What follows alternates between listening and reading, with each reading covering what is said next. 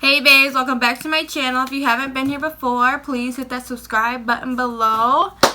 And if you like the video, go ahead and give me a like. Oh, girl, you my only, I want you to know. Alright guys, today we're going to be doing a little story time about my birth story when I gave birth to Journey. So, let's get into it. My doctor planned on me having Journey March 10th, 2019. And by the way, if you do hear anything in the background, it is Journey. She is in a playpen behind my little, wrinkled little backdrop here. And I found out I was pregnant back in like June.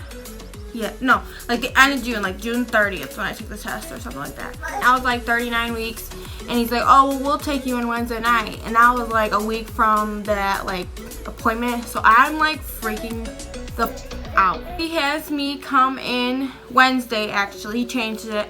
He had me come in Wednesday for my last ultrasound. She was weighing 7.5 pounds, which they could be off, but he told me to expect an 8.5-pound baby just because I was measuring bigger.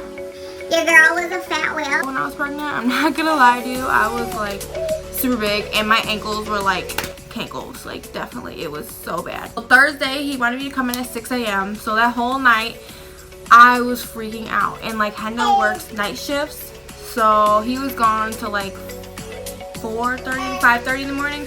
And so I only got like 3 hours of sleep because I was up by myself, and it was just, I was so terrified. Like, I have anxiety so bad, so I was just up all night thinking about it. So we loaded up because he got off work at 5:30, so we loaded up at like right when he got home because I had to be there at 6 a.m. So we go there, we park, mentioned the hospital's like 45 minutes away, so that whole drive, I'm driving because I used to get really bad motion sickness when I was pregnant, so I'm driving this 45 minutes. So we get to the hospital at about like 6 o'clock on the dot because Hendo is like last minute with everything, so am I, so we were just there right on the dot. And so let me tell you, this walk all the way to the back of my hospital is like probably like 1.5 miles just to get, not even that, I'm exaggerating, but like probably like half a mile back to like the way back of the hospital to go up the elevator. So we go up the elevator and then up to like the 5th floor. And so I had to ring a little bell and tell them I'm coming in for an induction. So I came in, we signed in, all that stuff. They brought me to my room, and Oh my god. I was so scared. I kept telling my nurse, I'm so scared, I'm so scared. And so she made me get in my gown, all that stuff, and then she did my IV. She messed up one time, which sucks. She's telling me that I have to wait to get like the pill. I had like a pill inserted inside me to like make my cervix soften, just because my doctor legit told me I have a shit cervix. My doctor came in at 8 a.m. finally. He's like, why haven't they given you the pill? I'm like, I don't know. They said I had to wait for you or something, or there was too many patients in here, so they didn't want to start it. So he came in and he inserted the pill in me. He told me before he left he wanted to give me 4 doses, which every dose I have to get every 4 hours. So I was at least looking at like 16 hours of just, getting that pill inserted in me, which even worried me even more because you can't eat when you take that stuff, well, when you have that stuff in you. So I was not happy because I ate very light before because I was scared I was gonna get sick on the table, which I don't know why I ate light because inductions take forever. So once he leaves, I pretty much just sat there for 4 hours, nothing really happened. The second dose they gave me, my doctor didn't give it to me, some girl that was in training gave it to me, and she did not know what she was doing because I literally could feel her up in my stuff flicking the pill off, and it was just really uncomfortable, and I was pissed off because I was uncomfortable as it was. So that was no fun.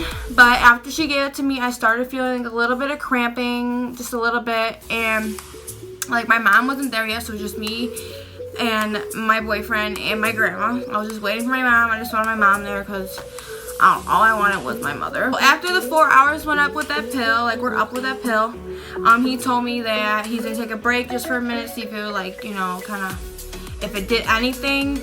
And so he's like, why don't you just eat, take a shower, relax, and then we'll insert another pill at like 8 o'clock p.m. that same day. So I'm like, okay, so I get in the shower and I'm like crying because I had back cramps so bad. Like I had back cramps. Oh my god, that was like most of my labor was in my back. And when I was in the shower, my mom came there. And like as soon as my mom came there, it's like when I really started feeling like contractions. But I didn't know I was even having them until like they actually could monitor them. I laid back down. I'm like literally telling her, I'm like, please, can you just take me home? I want to have her at home. Like I don't want to be here. Like I am scared. Like I don't want to give birth. Like, she could stay in there forever. I felt like I did not want to give birth. I was terrified. Well, then finally they started getting readings, so he didn't want to do no more pill. He just wanted to give me Pitocin, I think at like 11 p.m. or like 1 a.m. And then at like 6 a.m. he wanted to break my water.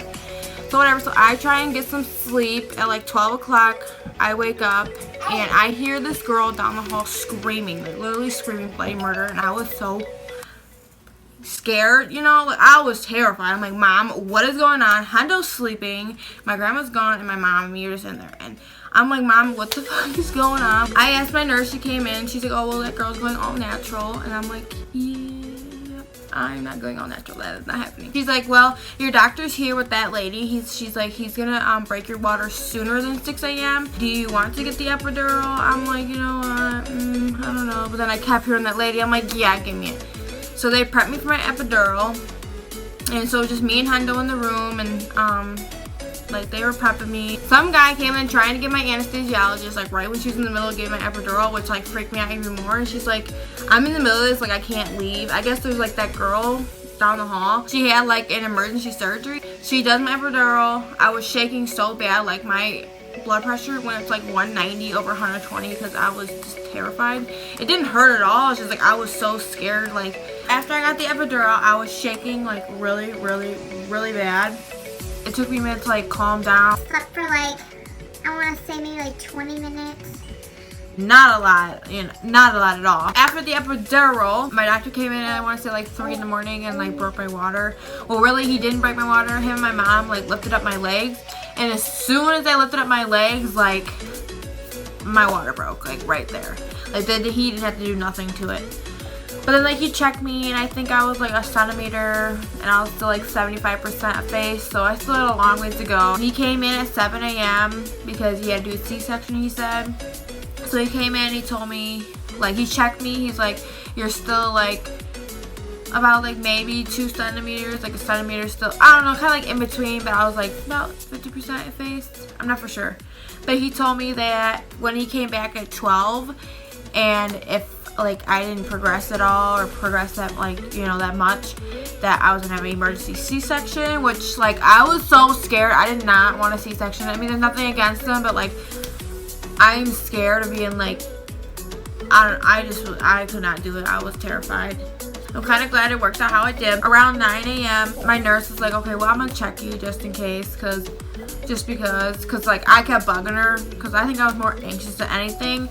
So she checked me, and I was at 3 centimeters finally, and which, thank God, like at least I progressed, so I don't gotta get a C-section, I was thinking. But I was 3 centimeters, 50% effaced then. She told me I would definitely be having her that day at least, and so did my doctor. If I didn't have her pushing out, then he would cut me open, he said either way, we're getting this baby out. Which that even terrified me even more. Around like, I want to say, I think like 10:45, it was just me and my mom in the room because Hundo and my grandma went out to eat. I was sitting there and I'm like, Mom, like I feel like I have to take the biggest shit of my life. See, like that's just gross, but it really, literally that's what it feels like. It's like you have to take the biggest shit. I'm like, Mom, like I feel like I have to shit. Like I feel like I have to push for some reason. She's like, well, you know, you're just 3 centimeters, you know. She's like, if you still keep feeling like this, call your nurse in here. So I finally called my nurse in there. I think at like 11:15. Like at that moment, like right before I called her in, like I could feel Journey like kick me up by my ribs, and as soon as she did that, I heard like the head monitor that was on her head like move on like the monitor with all the contractions, like you could hear them still, and like so like I knew she was down there, which oh my god, like that just made it all so real. Like she's like down there, but like let me mind you, I am numb. Like literally from underneath my boobs down. Like I was completely numb. Every time I had to like switch positions, like left to right, I had to have them move me because like my legs were so numb. Like I couldn't even like move my legs at all. Like they were like just dangling like a dead fish. I'm so glad I got the epidural though, because I barely felt any of my contractions. I called her in there, like she came like right away. Like I think she told me, like she's like, I was gonna come in and check you anyways. Well guys, we're gonna bring Journey in here, and don't mind her hair. I haven't put oil in it today. Once she came in, she checked me, and I was a complete 10, and I went from a 3 to a 10 in like an hour and a half, 2 hours. Like it was crazy. I immediately started crying like really bad. Like I even have a video. I was like, I'm in so much pain. I'm in so much effing pain or something like that. I don't remember, but I was in so much pain. Like it wasn't really like in pain, it's just like I had so much pressure on my butt. Like that's all I felt. Like it's where I felt it at, was like my butt. She went and she called the doctor because he didn't plan on coming until like 12, and usually he's like right on schedule. So once she called him, all these nurses came in. They were like prepping everything, and like I'm like, I really like, I'm uncomfortable. I feel like I need to push. She's like, okay, well let's push. So like her and the nurses, like they held up my legs and stuff like that, and so did Hundo and my mom. And I started pushing, like practice pushing. And so like my doctor got in there, I want to say like what, 11:30ish. He was like in another part of the hospital. Well, once he came in the room, he started getting everything ready, and then he pulled up like the bed, like little bars like to hold on to. So when I pushed, I had something to grab on. Well, then I was pushing for about what, like 10 minutes I think, and then I kept asking, like, can you see her hair? Like, does she have hair? Like that's what I kept asking. Does she have hair? Once like he got her head out, he made me go really slow pushing her so I didn't tear. And then once they got her out, I mean, like, as soon as she came out, like, she was screaming. Like, they didn't have to clear her throat. I mean, they did, obviously, but, like, you could hear her straight up, like, screaming. Like, she has some lungs. Like, still has some lungs. Once she came out, they laid her on me, and it's, like, literally, I have a video of this, too. As soon as they put her on my chest, like, immediately, it was, like, just immediate, like, no crying. Like, it was amazing. So yeah, they weighed her, all that good stuff. She was born at 11:46 a.m. Friday, March 8th, and I came in March 7th at 6 a.m. So she was born a day or something. I was pretty much in like active labor, probably like 12 hours, but really, I mean, it was a really easy labor. I got 1 stitch. She weighed 6 pounds 13 ounces, and she was 19.5 inches long.